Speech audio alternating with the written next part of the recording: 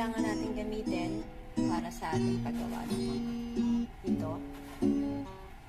Ito yung ating detergent. Yan, detergent. Ating empty bottle. Yan, yung empty bottle. Ito yung glue. Yan, meron tayong glue. Yan. Sa baking soda. Yung baking soda, imimix natin siya sa tubig. For example. So, ito na. Ito yung tubig. Tubig. Lalagyan natin ito ng baking soda. Siyempre, first baking soda. Konti lang naman na amount ng baking soda ilalagay natin. Ito na siya, baking soda. Tabi muna natin sa polish. So, umpisa na nga natin. Meron tayong empty bottle. Ito yung baking powder na minix ko. Ayan, baking powder. And then, ito yung liquid glue and detergent. So, yan.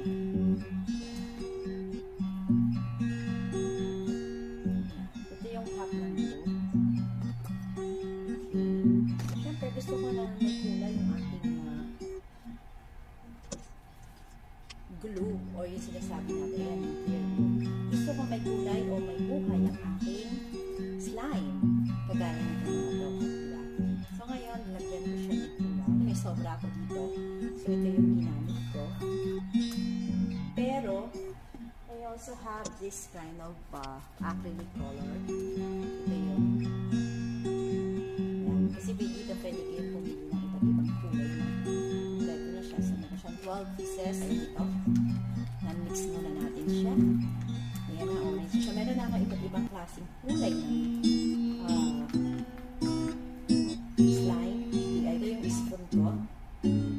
Lagyan natin siya ng 1 spoon. Oops! Ayan.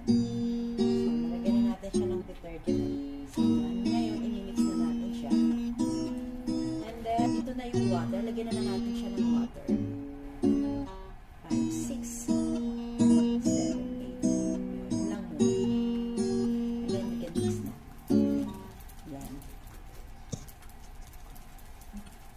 nag-iba yung kulay ng aking hindi na siya masyadong orange na orange. Kasi, alam niyo kung bakit? Dahil yung aking detergent is kulay.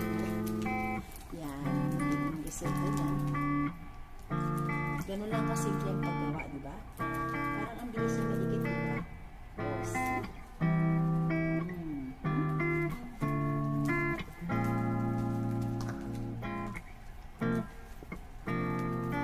So, hindi na siya nag-iwa-hiwalay.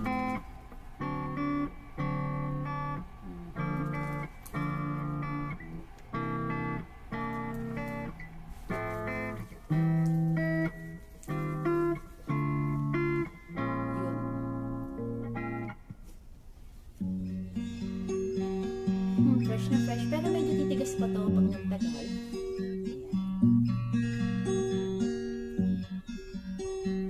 Ito na po.